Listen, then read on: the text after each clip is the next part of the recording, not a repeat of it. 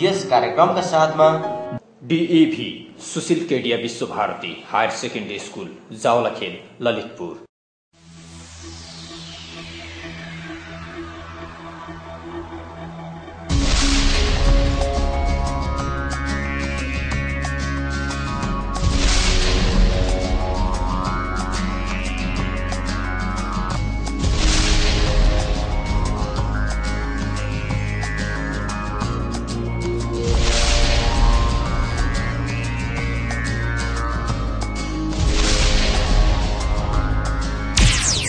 नमस्कार, समुन्नतिका लागि सञ्चार सुरमा मिडिया प्रणालीको साप्ताहिक प्रस्तुति कार्यक्रम शिक्षाको सेरफेरमा यहाँलाई हार्दिक स्वागत छ। सुदृढ, व्यवस्थित र मर्यादित शिक्षा क्षेत्रको परिकल्पनासहित यस कार्यक्रमको अवधारणा अगाडि सारिएको हो। आउनुहोस् आजका प्रस्तुतितर्फ लागौं। दर्शकवृन्द, कार्यक्रमको थालनी गरौं। कन्सल्टेन्सीहरूको अनियमितता र यसलाई व्यवस्थित पार्नका लागि प्रहरीको केन्द्रीय अनुसन्धान ब्युरो सीआईबीले थालेको अभियान सम्बन्धी एक रिपोर्टबाट। शहरी सौन्दर्य नै समाप्त पार्ने गरी ठड्याइएका यी बोर्डहरू हेर्नुहोस् र हेर्नुहोस् यिनीहरूका उद्देश्य र बोर्ड ठड्याइनुका प्रयोजनहरू पनि। दर्शकवृन्द, तपाईलाई यो सुन्दा अचम्म लाग्न सक्छ कि ठुलै तामझाम सहित छ्यापछ्याप्ती खुलेका यी संस्थाहरूको कुनै वैधानिक आधार नै छैन। तर वास्तविकता यही हो। जुनसुकै किसिमको शैक्षिक गतिविधि सञ्चालन गर्न शिक्षा मन्त्रालयसँग अनुमति लिनुपर्ने हुन्छ। तर यी संस्थाहरू शिक्षा मन्त्रालय मातहतको कुनै निकायमा दर्ता भएका छैनन्। यसरी बेलगाम सञ्चालित यी संस्थाहरूलाई निश्चित मूल्य मान्यता र मापदण्डभित्र समेट्ने प्रयत्न समेत भएको पाइँदैन। शिक्षा मन्त्रालयले बडो कठिनाइसँग शैक्षिक परामर्श तथा भाषा शिक्षण सम्बन्धी निर्देशिका जारी त गर्यो, तर त्यसको कार्यान्वयनमा कुनै पक्षले चासो देखाएन।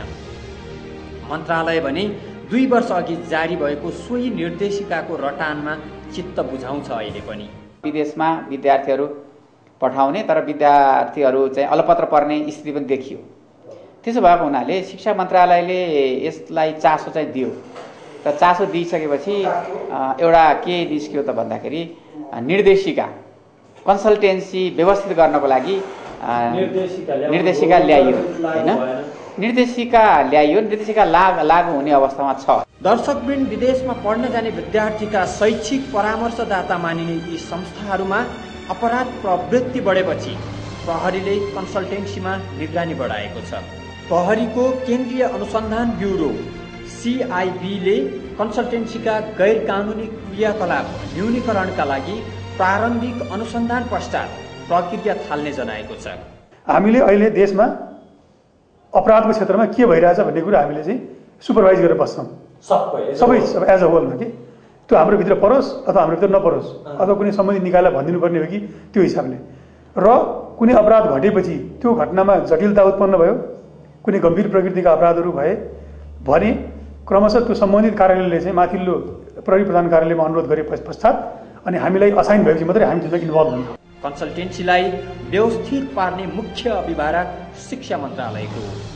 तर मन्त्रालयको लाचारीको फाइदा उठाएर कन्सल्टेन्सी व्यवसायीहरूले निर्बाध रूपमा अपराध प्रवृत्ति बढाउँदै लगेपछि यो प्रहरीको चासो र चिन्ताको विषय बनेको पाइन्छ। कन्सल्टेन्सीहरूमा के कस्ता समस्या देखा परेका छन् त? सीआईबी प्रवक्ताको यो भनाइ सुनौ। कन्सल्टेन्सी घरमा अहिले आउने चाहिँ प्राय हामी कहाँ आउने जानकारी आउँछ त्यो ठगीकै हो कि ठगीकै सम्बन्धमा कुन प्रकृतिको ठगीहरू?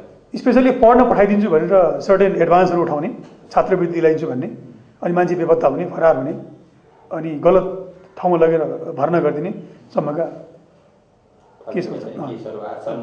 पछिल्लो समयमा हुन्डीका कुरा हामीले पनि सुनेका छौँ। हामी यसमा हामी भिजिलेन्ट छौँ। मैले अघि पनि भने दर्शकवृन्द, न्यूनतम व्यावसायिक धर्मको समेत पालना नगरी रातारात मालामाल हुन चाहने व्यक्ति र संस्थाको बिगबिगी बढेको छ।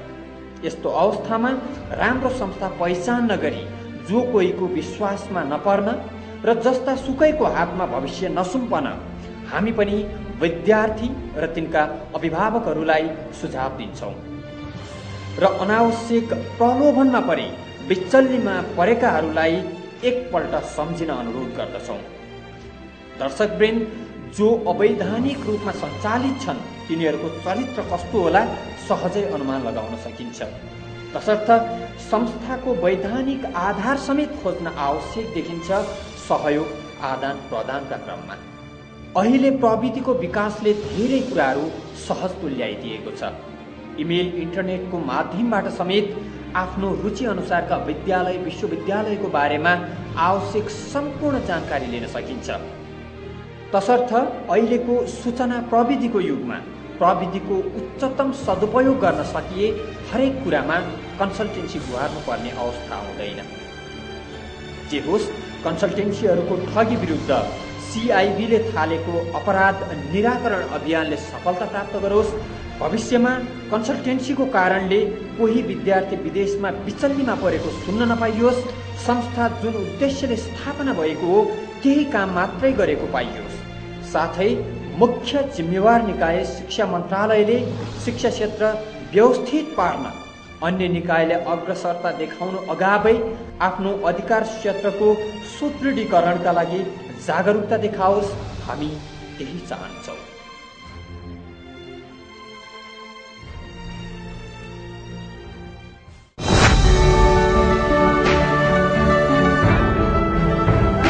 VS Nikitan School, aspiring for a bright future. Loyalty academy, Mandikhatar, Kathmandu. Praxis International Academy, a full-fledged English medium high school Chavel Chuchepati, announces admission open for the academic session 2070. Phone 4484176. Praxis International Academy. Quality education for a competitive world.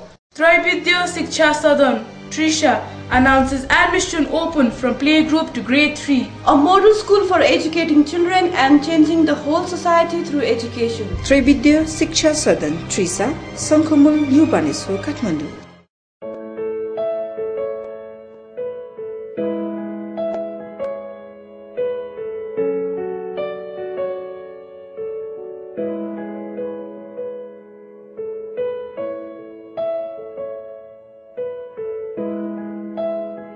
बाबा हो भने ठुलो मान्छे बन्ने।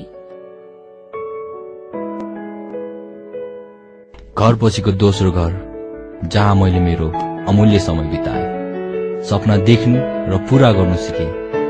विश्वास छ मलाई मेरो स्कुल प्रति।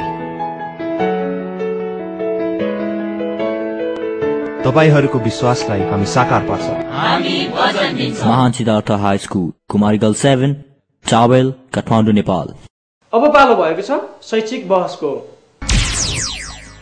दर्शकबिन, आजको शैक्षिक बहसमा हामीले शिक्षा क्षेत्रको समग्र अवस्थाको संक्षिप्त विश्लेषण गर्ने प्रयत्न गरेका छौं। आज हामीसँग हुनुहुन्छ शिक्षा विभागका महानिर्देशक लवदेव अवस्थी। अवस्थीसँगको कुराकानीमा आधारित शैक्षिक बहस अबको पालोमा। आजको बहसमा हामीसँग शिक्षा विभागका महानिर्देशक लवदेव अवस्थी हुनुहुन्छ। साह्रै व्यस्त मान्छे पाएका छौं हामीले। कार्यक्रममा उहाँलाई सर्वप्रथम स्वागत गर्छौं। अस्ति यहाँलाई स्वागत छ। सरलाई शिक्षा क्षेत्रमा कति भयो? अब म चाहिँ शिक्षामा त अब धेरै लामो समयदेखि, म चाहिँ सुरुमा अब SLC पास गर्ने बित्तिकै म चाहिँ गाउँमा बैतडी हो मेरो घर। बैतडीमा यसरी प्राथमिक विद्यालयमा, न्यून विद्यालयमा शिक्षकको भूमिकाबाट चाहिँ मैले आफ्नो शिक्षासितको प्रत्यक्ष त्यो सम्बन्ध चाहिँ गाँसेको हो। त्यो निरन्तर रूपमा अहिलेसम्म चलिरहेको छ। कसरी अगाडि बढ्नु? अब यसो हो, सुरुमा चाहिँ मैले आफ्नो माध्यमिक विद्यालयसम्मको शिक्षा त बैतडीबाटै गरेँ। बैतडीको शिक्षाबाट चाहिँ उठेर आएर चाहिँ मैले काठमाडौँमा आएँ। त्यसपछि मैले यहाँ अब उच्च अध्ययनमा प्रवेश गरिसकेपछि विभिन्न किसिमको शिक्षाकै क्षेत्रमा ज्यादा मेरो चाहिँ संलग्नता रह्यो र मैले अब उच्च शिक्षा प्राप्त गरिसकेपछि म चाहिँ अब विश्वविद्यालयको क्याम्पसमा प्रत्यक्ष रूपमा सरिक भएर मैले पठन पाठन गरेँ र त्यो कुरा चाहिँ एउटा निरन्तर रूपमै अहिले पनि गइरहेछ। मैले आफ्नो रूपमा चाहिँ त्यसमा लगाव छोडेको छैन र साथसाथै यतातिर अब मैले भनौँ न अब यतापट्टि शिक्षा मन्त्रालयको जिम्मेवारीमा पनि त्यो प्रवेश गरेपछि कहाँबाट सुरु गर्नुभएको सुरु चाहिँ प्रशासनिक यात्रा चाहिँ? अब मैले रसुवाबाट सुरु गरेको। रसुवाबाट चाहिँ काम थालेको प्रशासनको क्षेत्रबाट, शैक्षिक प्रशासनबाट चाहिँ मैले आफ्नो चाहिँ एउटा शिक्षा सेवाको प्रवेश गरेँ। त्यहाँबाट उठेर चाहिँ अब मैले शिक्षाका प्राय सबै निकायमा एउटा केही न केही आफ्नो संलग्नता राखेरै अगाडि बढेको छु र साथसाथै मैले अब पछि अध्ययनको सिलसिलामा केही अध्ययन अनुसन्धान गर्ने त्यो अवसर पनि पाएको भएर त्यसको आधारले मैले अब के लाग्छ भन्दाखेरि अब धेरै कुरा सिकिरहेको छु, सिक्ने क्रम जारी छ।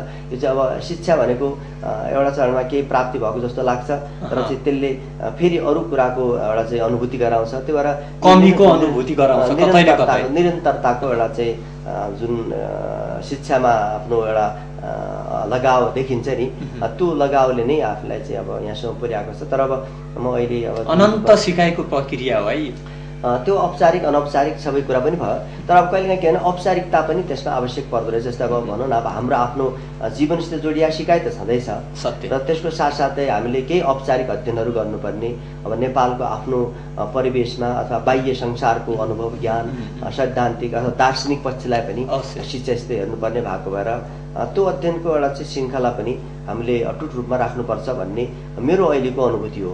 तपाईँको अनुभूति हो, तपाईँको अनुभवले लामो अनुभव समेट्नुभयो व्यक्तित्व तपाईँ र सुदूरपश्चिमबाट आउनुभएको। हामी शिक्षामा कहाँ छौँ, नेपाल कहाँ छ शिक्षामा विश्वको तुलनामा? अब नेपालको अहिलेको अवस्था हेर्ने हो भने केही प्रगति हासिल भएको छ। त्यसमा जस्तै हामीले 10 वर्ष पहिलाको तुलना गर्ने हो भने नेपालले केही स्थान बनाएको छ। अथवा मैले भनौँ न विद्यार्थीको सहभागिताको हिसाबले अथवा लैङ्गिक जुन चाहिँ अब अहिले संलग्नता छ त्यसका हिसाबले अथवा सबभन्दा ठुलो कुरो प्रेरणादायी कुरा भन्यो अभिभावकहरूको क्रियाशीलता नै हो। त्यस अर्थमा नेपाल एउटा नमुना हो भन्ने चाहिँ मलाई लाग्छ। समुदायको जुन एउटा संलग्नता छ, समुदायको उठान भएर चाहिँ विद्यालयको अथवा विश्वविद्यालयसम्मको आफ्नो चाहिँ केही नेपालले प्रगति हासिल गरेको छ। त्यसमा मलाई के लाग्छ भने राज्यले गरेको भन्दा पनि समुदायले अभिभावक स्वतस्फूर्त है गरेको चाहिँ मलाई बढी अर्थपूर्ण लाग्छ। कहिले अब होइन, हाम्रो शिक्षा यहीँनिर रोक्न चाहे सरलाई मैले थोरै स्पष्ट हुन खोजेको, हाम्रो शिक्षा क्षेत्र स्वतस्फूर्त रूपमा अगाडि बढ्यो। हामीले कसरी डोराउने, कहाँ लिएर जाने निश्चित गन्तव्य तय गर्नुभन्दा पनि यो जसरी गयो गयो त्यस्तो भन्नु, तर विकास भयो के त्यसरी भन्नु मिलेन। त्यो छाडा किसिमले अगाडि बढेको होइन, त्यो त योजनाबद्ध किसिमले एउटा प्रोजेक्टेड फर्ममा नै गएको हो। तर त्यसमा के हो भने मैले भनेको योगदानका हिसाबले राज्यले धेरै हदसम्म चाहिँ हामी अलमलमा छौँ जस्तो लाग्दैन। होइन, शिक्षा भनेको एउटा चाहिँ आफै गन्तव्य तय गर्ने, एउटा क्रमागत रूपमा सिक्दै जाने एउटा पहलु पनि हो क्या। त्यस भएर संसारको कुनै पनि देशको शिक्षा भनेको एकदम स्ट्रेट फरवर्ड छैन। त्यसमा छैन, त्यसमा पनि हाम्रो चाहिँ के कुराहरू चाहिँ गयो, आफसे आप गयो क्या। नेपालको शिक्षालाई चाहिँ कम आकलन गर्न सकिन्न। तर कुरा कहाँनिर हो भन्दाखेरि हामीले जुन रूपमा गुणस्तरयुक्त शिक्षा दिएर प्रतिस्पर्धी स्वरूपमा जानुपर्ने थियो त्यसमा अझै पनि केही एउटा चाहिँ हामीले थप काम गर्नुपर्ने त्यो तत्कालको टटकार अवस्था छ। केही छ योजनाहरू? जस्तै योजना भने कस्तो भने सिकाइमा मैले अघि नै भने हाम्रो चाहिँ विद्यालयको पठन पाठनदेखि ल्याएर विश्वविद्यालयको पठन पाठनमा हाम्रो सहभागिता छ, तर सहभागिता उपलब्धि चाहिँ देखिने अवस्था छैन होइन। तर फेरि अब व्यक्तिगत रूपमा भन्नुहुन्छ भने हाम्रा विद्यार्थी मेधावी छन्, विश्व मानचित्रमा हामीले अत्यन्त राम्रा उत्कृष्ट स्थान प्राप्त गरेका छौँ। तर हामीले नेपाल अनुकूल शिक्षा दिएनौँ अरे क्या, जस्तो लादियो यस्तो त त्यस्तो लाद्ने भन्ने भन्दा पनि कतिपय दादाहरूले हामीलाई भने तिमीहरूले यसो देऊ, हामी यति सहयोग गर्छौँ, हामीले मान्दियौँ। त्यो कुरा धेरै अपरिपक्व जस्तो लाग्छ मलाई चाहिँ। के भने दाताहरूले भन्ने भन्दा पनि एउटा त हामीले विगतको परम्परा, हाम्रो धरोहर, हाम्रो संस्कार संस्कृति, हाम्रो जुन किसिमको परम्परा छ नि, शैक्षिक परम्पराको एउटा चाहिँ वैशिष्ट्य नमुना हो नि नेपाल त। त्यही भएर अब जुन यहाँले आकलन गर्नुभयो त्यति फितलो हिसाबले नेपाललाई हेर्नुपर्छ भन्ने मलाई लाग्दैन। केही कुरा सम्मिश्रण होला, बाहिरको संसार बाहिरको एउटा चाहिँ अनुभवलाई पनि हामीले समेट्नु पर्ने। नेपालले जुन कुरा चाहिँ अरू प्रुभ भइसकेको छ, जुन कुरा अरूले चाहिँ गरेर देखाइसकेको छ, त्यो कुरामा चाहिँ शङ्का गरेर फेरि त्यसलाई नयाँ रूपले अनुसन्धान गर्नु त आवश्यक छैन। त्यही भएर विश्वव्यापी रूपमा जो कुरा चाहिँ एउटा अध्ययन अनुसन्धान प्रमाणित भएको छ त्यस्तो कुरा सिक्ने कुरामा हाम्रो चाहिँ सहकार्यबाट जुन किसिमले बाह्य दाताहरू अथवा नेपालभित्रकै दाताहरू उहाँहरूको पनि अनुभव ज्ञान एउटा चाहिँ कलेक्टिभ विजडम भन्छौँ नि, त्यो किसिमको एउटा विजडमलाई उपयोग गर्ने कुरा चाहिँ आफ्नो ठाउँ होला। तर चाहिँ नीति नियममा हामीले सुझाव सङ्कलन गर्यौं, अनुभव सङ्कलन गर्यौं, तर उनीहरूको चाहिँ लागिएको विचारले नीति नियममा हाम्रो आफ्नो विवेकको प्रयोग भएको छ, हुनुपर्छ। यदि कतैबाट चाहिँ त्यस्तो बाह्य हस्तक्षेप भएको छ भने त्यो कुरा चाहिँ शिक्षामा काम लाग्दैन। त्यो धेरै कुराहरू नेपाल अनुकूल भएन। शिक्षा भनेको लोकल कन्स्ट्रक्ट हो, यो चाहिँ आफ्नो स्थानीय परिवेश अनुसार चाहिँ अगाडि बढ्ने हो। तर त्यसमा फेरि लोकल मात्रै बनाउनु भएन, शिक्षालाई के भने ग्लोबल कन्टेक्स्ट पनि जोड्नु पर्यो, अन्तर्राष्ट्रिय स्तरमा प्रतिस्पर्धी बनाउन पनि पर्यो। त्यसो भएर चाहिँ हामीले के भने बाह्य अनुभव र नेपालको आफ्नो अनुभवको सङ्गमको रूपमा चाहिँ शिक्षालाई अगाडि लानुपर्छ भन्ने हाम्रो प्रयास हो। अब कतै कतै अब धेरै कुराहरू हामीले अझै पनि गर्न बाँकी छ।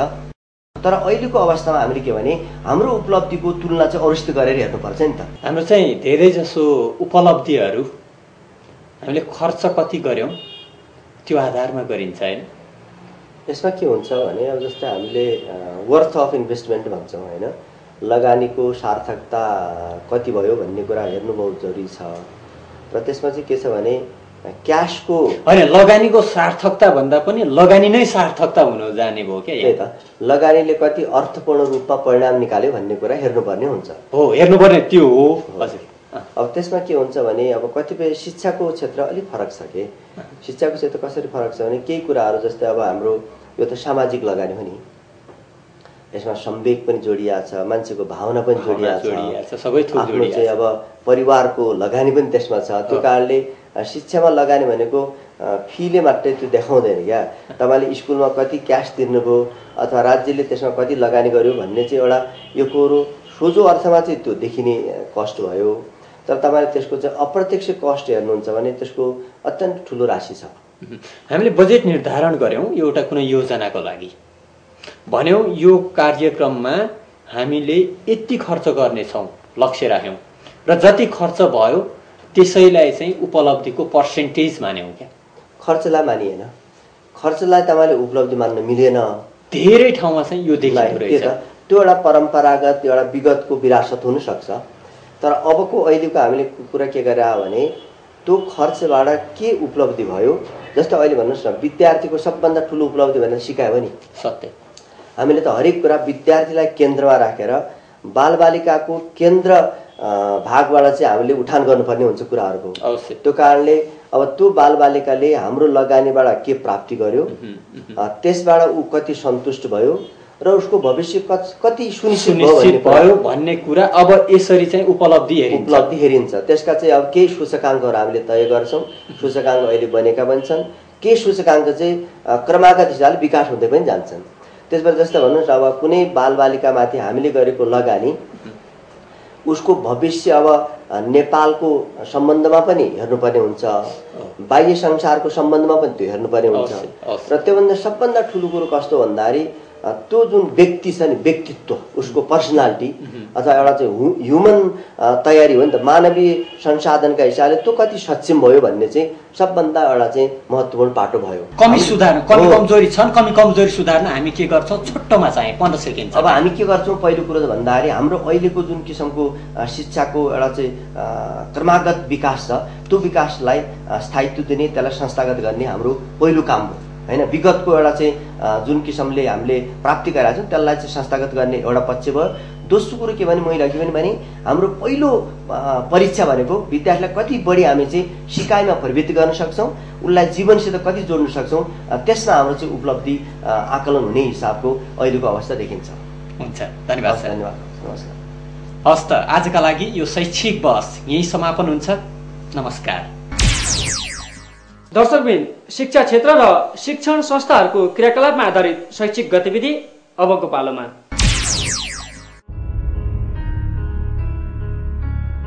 शिक्षा गुणस्तरीय हुनुपर्दछ, सिपमूलक, वैज्ञानिक र जीवनोपयोगी हुनुपर्दछ र सबैभन्दा महत्त्वपूर्ण कुरा यो व्यवहारिक हुनुपर्दछ। शिक्षा मानव व्यवहारसँग प्रत्यक्ष जोडिनु पर्दछ।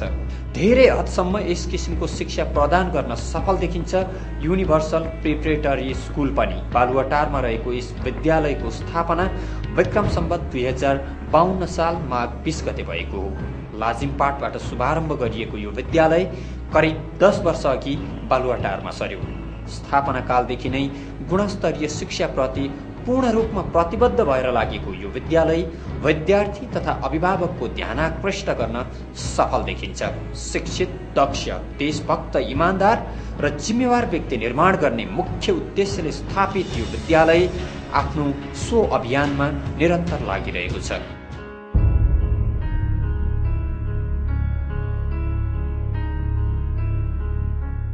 भित्र हृदयदेखि नै आफ्नो देशलाई माया गर्ने, आफ्नो देशलाई मन पराउने तर शिक्षित अनि दक्ष सिपमूलक जनशक्ति तयार पार्ने उद्देश्यको साथमा यसको सुरुवात भएको हो। अहिले शिक्षामा व्यापारीकरण बढेको छ। निजी शिक्षा क्षेत्र व्यवसायीहरूको नाफामूलक चरित्रको कारणले धेरै हदसम्म आलोचित समेत बन्ने गरेको पाइन्छ। यसरी अभिभावकहरूको ढाड सेक्ने गरी शिक्षामा व्यापारीकरण बढ्नु राम्रो होइन भन्छन् युनिभर्सलका प्रिन्सिपल पनि। शिक्षामा व्यापार गौण र सेवा प्रधान हुनुपर्छ भन्छन् उनी।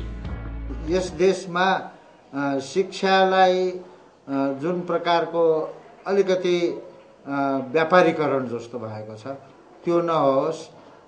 पैसा त लिनै पर्छ, तर के छ भने पैसाको बदलामा जुन सेवा हो त्यो सेवा चाहिँ पैसाको भन्दा बढी चाहिँ सेवाको मान्यता पछि होस् भन्ने म चाहन्छु। पूर्णतः पारिवारिक माहौल तथा शान्त वातावरणमा अध्ययन अध्यापन गराउँदै आएको यो विद्यालय आफ्नो मौलिकता कायम राख्दै अन्तर्राष्ट्रिय स्तरको माहौल तयार गर्ने योजना सहित अगाडि बढेको छ।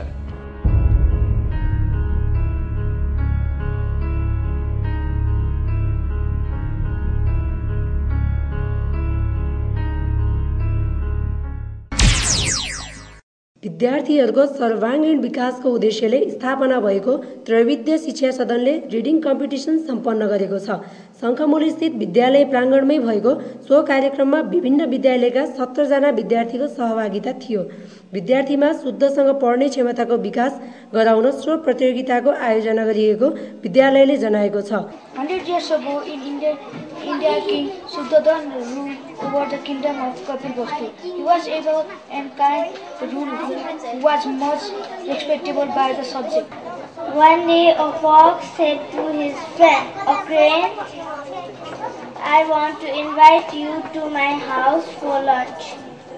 The crane agreed. Next day she reached the fox's house. Until he was 4 years old, James Henry Trotter had a happy life. He lived peacefully with his mother and father in a beautiful house beside the sea. बकुलेले दौडादै गएर चङ्गा समात्यो अनि दङ्ग पर्दै भने आहा कति राम्रो चङ्गा। प्रतियोगीलाई 5 मिनेटको समय प्रदान गरिएको सो कार्यक्रममा सबै प्रतियोगी विद्यार्थीलाई पुरस्कृत गरिएको थियो। नेपाली र अङ्ग्रेजी दुवै भाषामा भएको रिडिङ कम्पिटिसनको बीचबीचमा नृत्य समेत प्रस्तुत गरिएको थियो।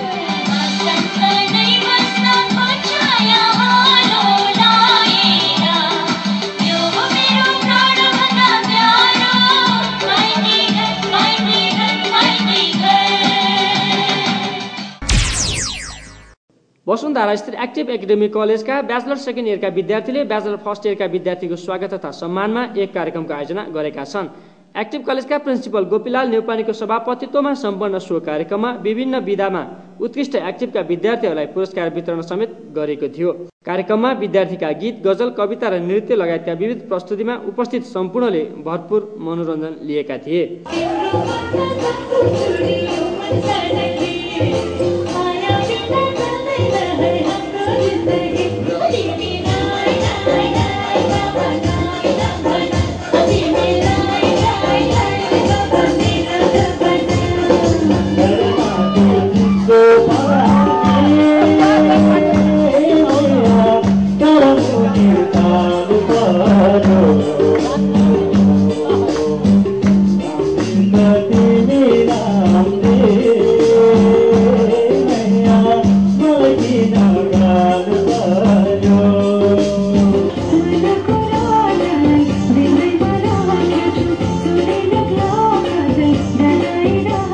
यसैबीच ग्रीन सिटी हस्पिटल शुभारम्भ भएको अवसरमा एक्टिभ एकाडेमीले निःशुल्क स्वास्थ्य शिविरको आयोजना गरेको छ। निःशुल्क स्वास्थ्य शिविरमा सहभागी भई आवश्यक लाभ उठाउन एक्टिभ एकाडेमीले सबैलाई आमन्त्रण गरेको थियो। सेवाग्राहीहरू एक्टिभको सामाजिक कामप्रति सन्तुष्ट देखिन्थे। कार्यक्रम शिक्षाको सेरोफेरो यहाँलाई कस्तो लागिरहेको छ? कार्यक्रमका बारेमा कुनै सल्लाह सुझाव र प्रतिक्रिया छन् भने हामीलाई पठाउनुहोला। प्रतिक्रियाको लागि हाम्रो इमेल ठेगाना हो शिक्षाकोसेरोफेरो@gmail.com अथवा शिक्षाकोसेरोफेरो@yahoo.com। तपाईँ प्रतिक्रिया फोन मार्फत पनि दिन सक्नुहुन्छ। हाम्रो कार्यालयको फोन नम्बर हो 4240 467। आजका लागि भने कार्यक्रमको निर्धारित समय समाप्त भएको छ। हामी सबैलाई बिदा दिनुहोस्। नमस्कार।